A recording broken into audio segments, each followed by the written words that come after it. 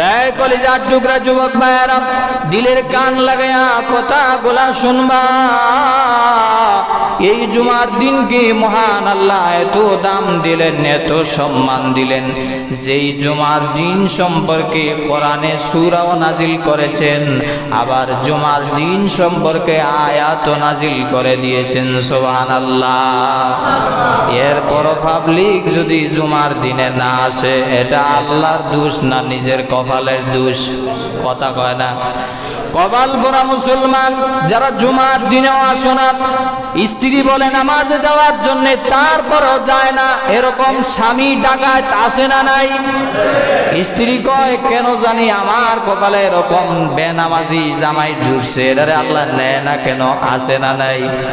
এই জন্য আমার প্রাণের ভাইয়েরা, কলিজার টুকরা যুবক ভাইয়েরা, হায়াতে যতদিন আল্লাহ শক্তি দিয়েছে, একদিনও জুমা মিস করব না, ছাড়ব না। জোরে বলেন ইনশাআল্লাহ। আমার বানার ভাইয়েরা, আল্লাহ রাব্বুল আলামিন কোরআনে কারীমের ভিতরে জানাই দিলেন, ইয়া আইয়ুহাল্লাযীনা আমানু ইযা নুদিয়া লিস-সালাতি মিন ইয়াউমিল জুমআহ। ওহে ঈমানদারেরা, যখন জুমার নামাজের আজান হবে, ফাসাও, তোমরা জুমার নামাজের আজান হওয়ার সাথে সাথে তোমরা মসজিদের দিকে ধাবিত হয়ে যাও আল্লাহর স্মরণে। জুড়ে জুড়ে বলেন সুবহানাল্লাহ। ফাসাও ইলা যিকরিল্লাহ, আল্লাহর স্মরণে তোমরা মসজিদের দিকে ধাবিত হয়ে যাও। ইযা নুদিয়া লিস-সালাতি মিন ইয়াউমিল জুমআহ, যখন জুমার নামাজের জন্য ডাকা হবে, আজান দেওয়া হবে, ফাসাউ ইলা যিকরিল্লাহ। ফাসাউ শব্দের অর্থ হলো দৌড়ানো। এখানে দৌড়ানো দ্বারা দৌড়ার দেওয়ার উদ্দেশ্য না, এখানে হলো গুরুত্ব সহকারে আপনি অতীব গুরুত্ব দিয়া যে জুমার নামাজের আজান হয়ে গেছে, প্রস্তুতি গ্রহণ করতে হবে, দ্রুত আমাকে মসজিদে যাইতে হবে। এর মানে এটা নয় যে আপনি কাপড় চোপড় ধুয়েই দৌড় দিবেন, এটা অর্থ না। কারণ রাসূল বলেছেন, নামাজের জন্য যখন আসবা তখন তাড়াহুড়া করে মসজিদে আসবা না, দৌড় দিয়ে আসবা না, ধীরস্থিরভাবে আসবা। দেখেন, যদি আমরা তাড়াহুড়া করে আসি তাহলে কি হবে অবস্থা? মনে করেন ইমাম সাহেব মাগরিবের নামাজের কেরাত শুরু করলো, আল কারিআতু মাল কারিআ, অপরদিকে মুসল্লি ওযু করতেছে, অর্ধেক ওযু শেষ, মনে মনে ভাবতেছে যদি ওযু ঠিক মতো করি তাহলে রাকাতও যাবে, নামাজও যাবে। ওযু কোনো রকম করে দৌড় দিছে মসজিদের দিকে নামাজ ধরার জন্যে। আর মসজিদ ছিল টাইসের মসজিদ, মুরব্বীর লঙ্গি আরেকদিকে, মুরব্বী আরেকদিকে, আসে না নাই? এই জন্য রাসূল বলেছেন, নামাজে আসার সময় দৌড়াদৌড়ি করে নামাজে আসা যাবে না।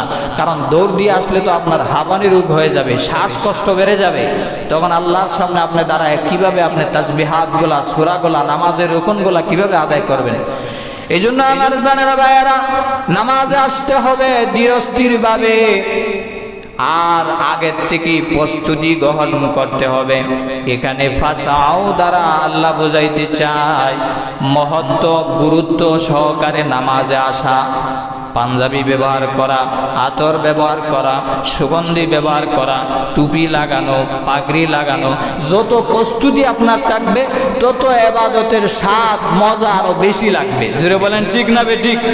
আপনি শার্ট লাগায় নামাজ পড়লে, গেঞ্জি লাগায় নামাজ পড়লেও নামাজ হবে, কিন্তু এটার ভিতরে যেই মজা, আর নবীজির সুন্নত তরিকায় লেবাস পরে নামাজ পড়লে এটার ভিতরে মজা আরো বেশি আছে না নাই? এই জন্য রাসূল জানাইতে চায়, তুমি প্রস্তুতি গ্রহণ করো, জুমার নামাজে আসবা, আল্লাহর অফিসে আসবা, আল্লাহর আদালতে আসবা। এটার ইউনিফর্ম আলাদা, সরকারি অফিসের যেরকম ইউনিফর্ম আলাদা, আল্লাহর অফিসের, আদালতের, আল্লাহর এখানে আসারও ইউনিফর্ম আলাদা। জোরে বলেন ঠিক না বেঠিক? পাগল পরা মুসল্লিরা, পাগল পরা যুবক ভাইয়েরা, পাগল পারা কিছু মুরব্বীরা বিয়ের বাড়িতে যায় ইস্ত্রি করা, আয়রন করা কাপড় দিয়া, আর মসজিদে আসে ভিজা কাপড় লাগায়। আসে না নাই? আরো জোরে বলেন আসে না নাই? দুর্গন্ধে আরেকজন দাঁড়াইতে পারে না। হে নামাজি কি কবুল হবে, আর ফেরেশতা কি নিয়ে যাবে আল্লাহর দরবারে? জোরে বলেন ঠিক না বেঠিক? এজন্য রাসূল বলেছেন, ধীরস্থিরভাবে আগের থেকে প্রস্তুতি গ্রহণ করে সুন্নতি লেবাস পরিধান করে তুমি জুমাতে আসবা, আর এটার ইবাদতের মজাও বাড়বে, ইবাদতের স্বাদও বাড়বে, এটার সওয়াব আল্লাহর দরবারে সুন্দরভাবে পৌঁছানো হবে। জোরে বলেন সুবহানাল্লাহ।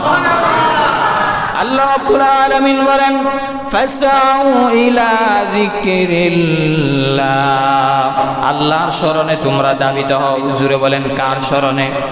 জিকির কয়েকটার মধ্যে হয়। এক নাম্বার জিকির মানে নামাজ, জিকির মানে কোরআন তেলাওয়াত, জিকির মানে তাসবিহ পড়া, জিকির মানে আবার সুবহানাল্লাহ, আলহামদুলিল্লাহ, লা ইলাহা ইল্লাল্লাহ, আর জোরে লা ইলাহা ইল্লাল্লাহু মুহাম্মাদুর রাসূলুল্লাহ। কিন্তু এখানে জিকির দ্বারা উদ্দেশ্য জুমার 2 খুতবা। জুমার যে 2 খুতবা দেওয়া হয়, ইলা জিক্রিল্লাহ, তোমরা খুতবার দিকে ধাবিত হও, অর্থাৎ জুমার নামাজের দিকে ধাবিত হও। 2 খুতবা এখানে উদ্দেশ্য।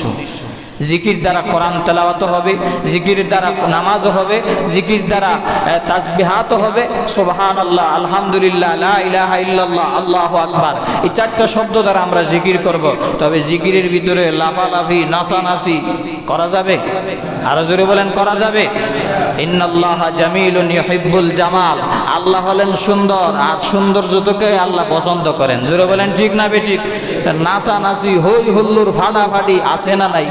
আবার লাফায় দেখি গাছও ওঠে, আবার লাফায় স্টিচ ভাঙ্গালায়, আছে না নাই? এরকম জিকির তো করার কথা কয় নাই। জিকির করবেন ধীরস্থির ভাবে, এটা আল্লাহ আর আপনার মাধ্যমে কালেকশন হবে। জোরে বলেন ঠিক না বেঠিক? আমার বানার ভাইয়েরা, মূসা আলাইহিস সালাতু ওয়াস সালাম বলেন, ও হে পরওয়ারদিগার আলম, এমন একটা তাসবিহ আমাকে শিক্ষা দিন যেই জিকির একমাত্র আপনি জানেন না আর আমি জানি, আপনি আর আমি, অর্থাৎ আমি জিকির করব আর আপনি জানবেন, এই জিকির কেউ যেন না জানে। আল্লাহ বলেন, হে মূসা পড়ো লা ইলাহা ইল্লাল্লাহ। মূসা আলাইহিস সালাতু ওয়াস সালাম বলেন, ওগো আল্লাহ, এটা তো ভাইরাল জিকির, এটা তো জাতীয় জিকির, সবাই জানে। আল্লাহ রাব্বুল আলামিন বলেন, রে মূসা, এর চাইতে স্পেশাল জিকির আমার কাছে নাই। ইল্লা ইলাহা ইল্লাল্লাহ যদি এক পাল্লায় রেখে দেওয়া হয়, আরেক পাল্লায় যদি 7 আকাশ 7 জমিনও রেখে দেওয়া হয়, এই কালিমার পাল্লা এর চাইতে আরো বেশি ভারী হয়ে যাবে। সুবহানাল্লাহ। এজন্য বেশি বেশি জিকির করবেন, জবান তাজা থাকবে। শুধু গীবত, শুধু শেকায়াত, শুধু সমালোচনা আছে না নাই? চায়ের দোকানে বৈশাই চাচা, এক হাতে সিগারেট আর এক হাতে চা, রং চা, এরপরে কার বাবায় কি করলো, কোন জায়গায় কি ঘটনা, খালি গীবত, খালি শেকায়াত, আছে না নাই? খবরদার আমার বানার ভাইয়েরা, এই সমস্ত ফালতু কথাবার্তা না বলে জবান সব সময় তাজা রাখবেন। আল্লাহ আপনার নাম ওলির খাতারে উঠায় দিবে। সুবহানাল্লাহ। ফাসআউ ইলা যিকরিল্লাহ ওয়াজারুল বাই। তো জুমার আজান যখন হয়ে যাবে, তখন নামাজের দিকে আসতে হবে, দাবিতে হতে হবে। এই আজান দ্বারা জুমার 2য় আজান উদ্দেশ্য, কারণ ইসলামের শুরু লগ্নে প্রথম আজান ছিল না। 2য় আজান চালু হয়েছে হযরত খলিফাতুল মুসলিমিন উসমান রাদিয়াল্লাহু তাআলা আনহুর আমল থেকে। এর আগে জুমার প্রথম আজান ছিল না। খলিফাতুল মুসলিমিন উসমান গনি রাদিয়াল্লাহু তাআলা আনহু দেখলেন মদিনার মানুষ, মুসলমান দিন দিন বাড়তেছে, মদিনার যে মসজিদে নববী এখানে জায়গা হচ্ছে না। তখন মদিনার পাশে একটা বাজার আছে, সৌক নামক একটা বাজার আছে। ওই বাজারে এই উসমান রাদিয়াল্লাহু তাআলা আনহু ঘোষণা দিয়ে দিলেন যে এই বাজারে আজকে থেকে জুমার আজান দিবার মানুষ যেন আগের থেকে আসতে পারে। এরপরে জুমার প্রথম আজান চালু হয় উসমান রাদিয়াল্লাহু তাআলা আনহুর মাধ্যমে। রসুলের সুন্নত মানা যেরকম আবশ্যক দরকারি, এরকম সাহাবায়ে কেরামের সুন্নত মানাও প্রত্যেকটা মুমিনের আবশ্যক, ফরজ। জোরে বলেন ঠিক না বেঠিক? রসুল বলেছেন, আলাইকুম বিসুন্নতি ওয়া সুন্নাতিল খুলাফায়ে রাশিদিন আল মাহদিয়িন। আমার সুন্নত যেরকম আঁকড়ায় ধরবা, আর আঁকড়ায় কিরকম ধরবা? আপনারা আখ খান না, ওই যে কুশায় গেন্ডারি বলে, এটা কি সামনের দাঁত দিয়ে খায় না মারির দাঁত দিয়ে খায়? বলেন তো। মারির দাঁত দিয়ে খায়। রসুলও বলেছেন, আকদু আলাইহি বিন নওয়াজিজ, চাপার দাঁত দিয়া, মারি দাঁত দিয়া তোমরা যেরকম আখ খাও, ঠিক তেমনি ভাবে আমার সুন্নতকে যেরকম তুমি চাপার দাঁত দিয়ে আঁকড়ায় ধরবা। আমার হেদায়েত প্রাপ্ত 4 জন খোলাফায়ে রাশিদিন আবু বকর, ওমর, ওসমান, আলী 4 জনের সুন্নত ঠিক তেমনি চাপার দাঁত দিয়ে আঁকড়ায় ধরতে হবে। জোরে বলেন সুবহানাল্লাহ। আজকাল একদল মৌলবী বাড়াইছে, নবীর মানে কিন্তু সাহাবী মানে না।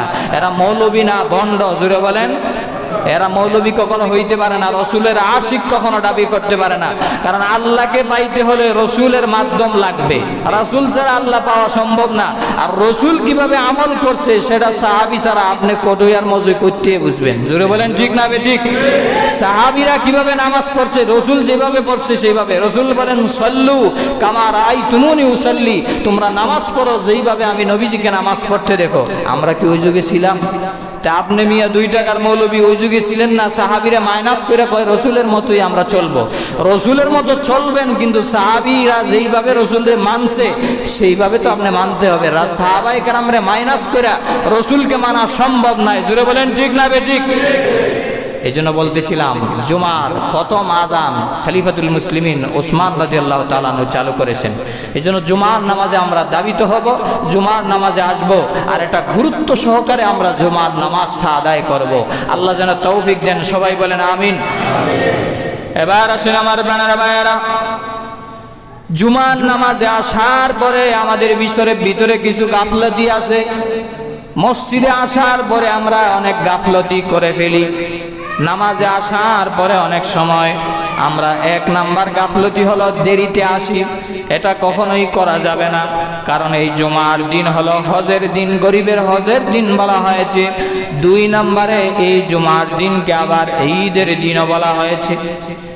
এই জুমার দিনে আসার পরে রাসূলুল্লাহ সাল্লাল্লাহু আলাইহি ওয়াসাল্লাম বলেন, তোমরা মনোযোগ সহকারে খুতবা শুনবা ইলা যিকরিল্লাহ। অথচ কিছু পাবলিক আছে নামাজে আসার পরে দেরিতে এমন ভাবে আসে, যখন খতিব সাহেব খুতবা স্টার্ট দেয় তখন তার সুন্নতে দাঁড়ায়। আছে না নাই? খেয়াল করেন ভালো করে। জোহরের নামাজ 4 রাকাত ফরজ, এখান থেকে কমায়া জুমার নামাজ 2 রাকাত ফরজ করা হয়েছে, যাতে করে খুতবাটা আপনি গুরুত্ব দিয়ে শুনেন। এখন আপনি অনেকে আছে খুতবার পরে আসে, তা আপনি তো জুমার পরিপূর্ণ সওয়াব পাচ্ছেন না। আবার খুতবার সময় আপনি কিসের সুন্নত করেন? খুতবার সময় লা সালামা ওয়ালা কালামা, সালামও দেওয়া যাবে না, সালামের জবাবও দেওয়া যাবে না, কথাও বলা যাবে না। কেউ যদি কথা বলে তাকে যদি আপনি বলেন ভাই আপনি কথা বললেন না, ইশারায় বলছেন, সেটাও হারাম। জোরে বলেন ঠিক না বেঠিক? খুতবার সময় মনোযোগ সহকারে আপনি খতিবের দিকে তাকাইয়া খুতবা শুনবেন, কারণ এই সময় ফেরেশতারা অহরহ আসমান থেকে সকিনা নাজিল করতে থাকে। জোরে বলেন সুবহানাল্লাহ। কিন্তু পাগল পারা কিছু মানুষ আছে যারা খুতবার সময় সুন্নত করে, খুতবার সময় গুল মিটিং করে এখানে এদিক সেদিক বৈশা কথাবার্তা বলে। আমি হাতে ধরে পায়ে ধরে কজোরে বলবো, আজ থেকে নিয়ে যতদিন যত মসজিদে নামাজ আদায় করবেন, কখনো কশিন কালে খুতবার সময় কথা বলবেন না। কথা বলা হারাম, কারণ ফেরেশতারা এই সময় রহমত লিখতেছে। আপনি যদি কথা বলেন তাহলে তো আপনার নামে অভিযোগ দিবে। জোরে বলেন ঠিক না বেঠিক? এই সময় রহমত নাজিল হচ্ছে, সকিনা নাজিল হচ্ছে, এই সময় দোয়া কবুল হয়। অপরদিকে আপনি কথা বলতেছেন, ফেরেশতারা যেখানে জান্নাতের রেজিস্টার খাতা বন্ধ করে খুতবা শুনতেছে, আপনি এইভাবে কথা বলতেছেন, আবার আরেকজনকে নিষেধ করতেছেন।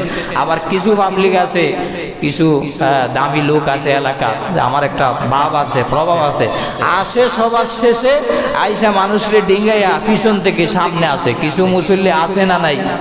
আরো জোরে বলেন আছে না নাই? সাবধান, এরকম করা যাবে না। কমপক্ষে এই মসজিদে আমি যতদিন আল্লাহ রাখছে, আপনি পিছনে আইসা সামনে আসবেন এরকম মুসল্লি আপনার দরকার নাই।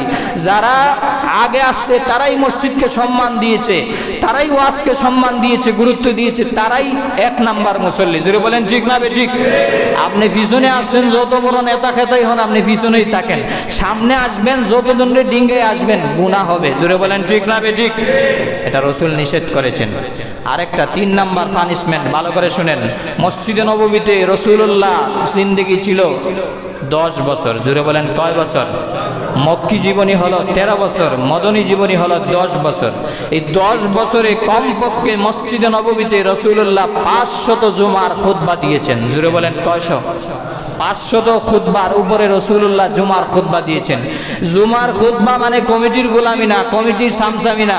রাসূলের উপর যত আয়াত নাজিল হইতো এই সপ্তাহের ভিতরে, যত ক্রাইসিস আছে, সমাজের যত অপ্রীতিকর ঘটনা আছে, সেগুলা মানুষদের মাধ্যমে তুলে ধরতেন। আর এই 500 খুতবা দিয়া নবীজি এই ইহুদি খ্রিস্টানদেরকে, বেঈমান কাফিরদেরকে সোনার মানুষ বানাইছে। জোরে বলেন সুবহানাল্লাহ। একদিন দুই দিন সময় লাগে নাই, প্রায় 10 বছরে 500টা খুতবা দিয়া মানুষকে আল্লাহ রাসূল সাল্লাল্লাহু আলাইহি সাল্লাম জান্নাতের রাস্তা দেখাইছে। এই জন্য খতিব সাহেব যারা অনলাইনে, যারা মিডিয়াতে শুনতেছেন, তারাও কোরআনের হক কথাগুলো মানুষের সামনে তুলে দিতে হবে। কোরআনের সঠিক জবাবগুলা, সমাজের অপ্রীতিকর ঘটনাগুলা তুলে দিতে হবে।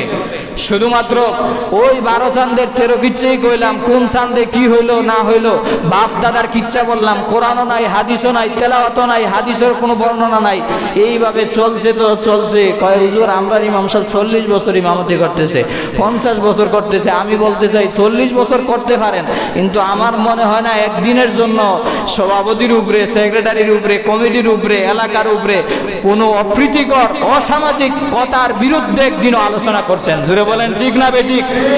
যেন আমি যতদিন আছি, আল্লাহ যতদিন রিজিক রাখছে, বাকি হক কথাগুলা বলে যাব। আল্লাহ যেন তৌফিক দেন। সবাই বলেন আমিন।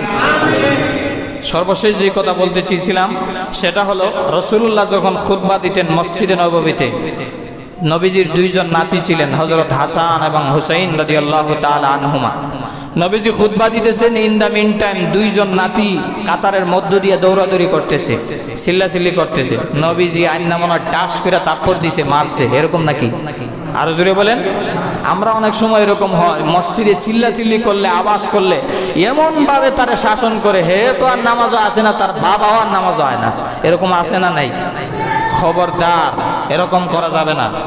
যারা ছোট ছোট ছেলে মেয়েদেরকে নিয়ে আনেন, ছেলেদেরকে যারা নিয়ে আনেন, ছোট ছোট নবজাতক সন্তানদেরকে যারা নিয়ে আনেন, মোটামুটি যারা নামাজের উপযুক্ত, তাদেরকে নিজের হেফাজতে রাখবেন যেন চিল্লাচিল্লি না করে। আর যদি চিল্লাচিল্লি করেও কেউ জোর গলায় কোনোদিন শাসন করবেন না। কারণ তুরস্কের প্রত্যেকটা মসজিদের এক একটা জায়গায় লেখা আছে, যদি ছোট ছোট বাচ্চাদের আওয়াজ মসজিদের পিছন থেকে শোনা না যায়, তাহলে ভবিষ্যৎ প্রজন্ম নামাজি হবে না, এরা হবে ডাকাত। জোরে বলেন ঠিক না বেঠিক? বাচ্চারা যদি চিল্লাচিল্লি না করে, 80 বছরের বুইরা কি চিল্লাইব? জোরে বলেন। এই জন্য তারা চিল্লাচিল্লি করবে, তাদেরকে আদর দিয়া, সোহাগ দিয়া নামাজে আনবেন, নামাজের প্রতি উৎসাহিত করবেন। এটা রাসূলুল্লাহর আদর্শ ছিল। নবীজি 2 জন নাতি দৌড়াদৌড়ি করতেছে, খুতবা বাদ দিয়া 2 জন নাতিকে আইনা কোলে উঠাইয়া দিয়েছেন, সান্ত্বনা দিয়েছেন, তারপরে বাকি খুতবা দিয়েছেন। জোরে বলেন সুবহানাল্লাহ। নবীজি মাগরিবের নামাজে গেছেন, দ্বিতীয় সেজদাতে হাসান রাদিয়াল্লাহু তাআলা আনহু নবীজির নাতি কাঁধে উঠে গেছে। দ্বিতীয় সেজদা লম্বা হয়ে গেল। সাহাবায়ে কেরাম প্রশ্ন করলেন, ইয়া রাসূলুল্লাহ, জিবরাইল মনে হয় আয়াত নিয়ে নাজিল হয়েছিল। রাসূল বলেন, না, আমার নাতি যেন কষ্ট না পায়, এজন্য আমি সেজদাটা একটু লম্বাই করে দিলাম। জোরে বলেন সুবহানাল্লাহ। আর আমরা যদি হইতাম তাহলে তো নামাজের পরে একটা আসার দিয়ে একবারে শেষ করে ফেলাইতাম। এরকম করা যাবে না। কারণ বাচ্চাদেরকে নামাজের প্রশিক্ষণ দিতে হবে, নামাজের শিক্ষা দিতে হবে। তাই বলে মসজিদে হই হুল্লোড় করা, আওয়াজ করা, এটার পক্ষে আমি না। তবে বাচ্চাদেরকে আনবেন, নিয়ে আনবেন এবং কন্ট্রোলে রাখবেন। আর সর্বশেষ কথা হলো, নামাজেই তো আমরা আসি না, নামাজে আসার জন্য আমাদেরকে আরো স্পৃহা জাগতে হবে, আরো ওয়াদাবদ্ধ হইতে হবে। এজন্য আমি শুনেছিলাম কোনো একটা খবরে, নিউজে, কুয়েতের একটা সংস্থা বলেছিল ফজরের নামাজের মুসল্লি ওই দেশে কম, এজন্য তারা আইন জারি করে দিয়েছে, আগামী দিন থেকে যারা ফজরের নামাজে আসবে না, মসজিদের টাকায় ওই পুরুষকে দ্বিতীয় বিবাহ করানো হবে। মসজিদের পান থেকে টাকা দিয়া ওই পুরুষকে দ্বিতীয় বিবাহ করানো হবে। মা বোনেরা যারা শুনতেছেন ভালো করে শুনেন, এই আইন যদি আপনাদের আমরার দেশেও করা হয়, যে সরকারি পান থেকে ফজরের নামাজে যারা আসবে না তাদেরকে আরো দ্বিতীয় বিবাহ করানো হয়, ওই দেশে কি হয়েছে যে শেষ পর্যন্ত তাহাজ্জুদের সময় স্ত্রী ডাক দেবে, এই ওটা নামাজে যাও, এই ওটা নামাজ যাও। কারণ ওই যে দ্বিতীয় বিয়ার বয় আছে না নাই? আমাদের সমাজেও যদি এরকম করা হয় আইনটা যে দ্বিতীয় বিবাহ করানো হবে আপনার স্বামীরা যদি মসজিদে না পাঠান, দেখবেন ফজর কি তাহাজ্জুদের আগের থেকে আপনাকে ডাকতে হবে। জোরে বলেন ঠিক না বেঠিক? এই জন্য এই আইন করার তো দরকার নাই। আমাদের অন্তরে যদি আল্লাহর ভয় থাকে, জান্নাত জাহান্নামের ইচ্ছা যদি, জাহান্নামের ভয় যদি থাকে, জান্নাতের ইচ্ছা যদি থাকে, তাহলে তো আমাদের ফজরের সময় গুম হওয়ার কথা না। আমরা ফজরে আজকে জুমার দিনে যেইভাবে আসলাম, আমরা যেন ফজরের নামাজও সেইভাবে আসতে পারি। আল্লাহ যেন তৌফিক দেন। সবাই বলেন আমিন। আরো জোরে বলেন আমিন। দেখেন, সর্বশেষ আরেকটি কথা হলো, আমরা মুসলমান দাবি করি, কিন্তু প্রত্যেকের অন্তরে আমরা আলাদা আলাদা আরেকজন নেতারে আমরা লালন করি। আছে না নাই? আরো জোরে বলেন আছে না নাই? কয়েকদিনের ভিতরে নিউজ, আমেরিকাতে নিউ ইয়র্কে আপনারা দেখছেন, বিগত কয়েকদিন আগের স্বৈরাচারী শাসকের গোষ্ঠীরা এনসিপির কিছু নেতাকে ওই নিউ ইয়র্কে জাতিসংঘের উদ্যোগে একটা অনুষ্ঠান হয়েছিল, সেখানে যাওয়ার পরে তারা ওই দলের হয়ে এনসিপির কয়েকজন লোককে তারা ডিম মারছে। তারা যে আগে ডিম খাইছে, এই জন্য ডিম মারার অভ্যাসটা তাদের ভিতরে আছে। জোরে বলেন ঠিক না বেঠিক? তো ডিম মারছেন, এটার পক্ষেও আমি না, বিপক্ষেও আমি না। এটা থেকে শুধু বলতে চাই এটাই, যারা ডিম মারছে, তাসনিম যারা সহ, আক্তার সহ এনসিপির যত নেতাকে ডিম মারছে, তারা এটা বুঝাইতে চায় যে আমি ওই দল ভালোবাসি, ওই নেত্রী ভালোবাসি, তা নয়। আমি যে ডিম মারছি, আমি যদি হাইলাইট হইতে পারি, আগামীতে যদি আমার দল যায়, আমার একটা নমিনেশন দিব। ঠিক না বেঠিক? এটা বোঝানোর উদ্দেশ্য। এই জন্য প্রকৃতপক্ষে আমরা যে মুসলমান, এটাই আমরা ভুলে গিয়েছি। আমরা আজকে অন্যান্য নেতাকে আমরা জানের চাইতে, শরীয়তের চাইতে, কোরআনের চাইতে, রসুলের চাইতে, আল্লাহর চাইতে আরো বেশি মানে। এরকম নেতা আছে না নাই? নেতা তো আছে, এরকম নেতার কর্মীও আছে না নাই? আরো জোরে বলেন আছে না নাই? যেন সর্বপ্রথম বুঝতে হবে আমরা মুসলমান, এরকম করা যাবে না। আজকাল দুঃখজনক বিষয় হলো সত্য, সামনে আসতেছে দুর্গা পূজা, হিন্দুদের দুর্গা পূজা আসতেছে। মুসলমান নেতা হইয়া, মুসলমান ধর্ম উপদেষ্টা হইয়া আমি দেখলাম কয়েকদিন আগে তাদের কালী পূজায় না দুর্গা পূজায় একটা পূজার অনুষ্ঠানে গিয়া নৃত্য আয়োজন, উৎসবে গিয়া অনুষ্ঠানের ভিতরে দেখতেছে। নাউজুবিল্লাহ বলবেন না? মুসলমান নেতা হইয়া শারদীয় শুভেচ্ছা জানায় পোস্টারে। আছে না নাই? ইমান আছে না চলে গেছে? আরো জোরে বলেন ইমান আছে না গেছে? আপনি মুসলমানের সন্তান হইয়া লজ্জা হয় না আপনার? আপনি কিভাবে দুর্গা পূজাতে অংশগ্রহণ করেন? তাদের প্রসাদ খাওয়ার জন্য মুসলমান দুর্গা পূজায় হিন্দুদের চাইতে মুসলমানের সংখ্যা আরো বেশি। জোরে বলেন ঠিক না বেঠিক? দুর্গা পূজা আপনার লজ্জা হয় না? আপনার ঈদুল ফিতরে, ঈদুল আজহায়, জুমার দিনে, শবে কদরে একটা হিন্দুর একদিন দেখছেন? জোরে বলেন দেখছেন? আপনি শরম হয় না, লজ্জা হয় না?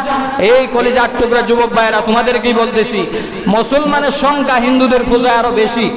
যদি তুমি যাও, রাসূল বলেছেন মান তাসাব্বাহা বিকাউমিন ফাহুয়া মিনহু, যে যাদেরকে অনুসরণ করবে তাদের সাথেই তাদের হাসন নসর হবে। জোরে বলেন ঠিক না বেঠিক? আজ তাদের পূজায় গিয়ে তুমি হলিডে পালন করো, তুমি রং মাখাও আর তাদের প্রসাদ খাও, তোমার ঈমান তো থাকবেই না।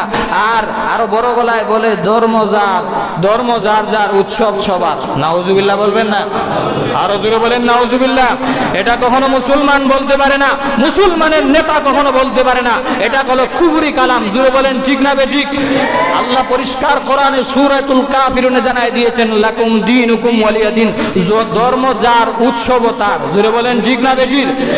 আবু জাহেলাইয়া কয় বাতিজা, তোমার অনুষ্ঠানে আমরা প্রতিদিনই আসবো, একদিন শুধু পূজায় যাইবা, একদিন শুধু আমাদের অনুষ্ঠানে যাইবা। যদি রাজি হও, তোমারে আমরা মক্কার সবচাইতে বড় লিডার বানাবো। রাসূল বলেন আমার এক হাতে সূর্য আর এক হাতে চন্দ্র যদি দেওয়া হয়, দুনিয়া যদি চূর্ণ বিচূর্ণ হয়ে যায়, আমি রাসূলুল্লাহ আমার আদর্শ থেকে চুল পরিমাণও সরব না। জোরে বলেন ঠিক না বেঠিক? সেই রাসূলের উম্মত হইয়া দুর্গা পূজায় যায়, নাচানাচি করে, ছেলে মেয়ে জড়া জড়ি ফোলাপুরি, আছে না নাই? নাউজুবিল্লাহ। আল্লাহ আমাদেরকে হেদায়েত দান করুন। সবাই বলেন আমিন।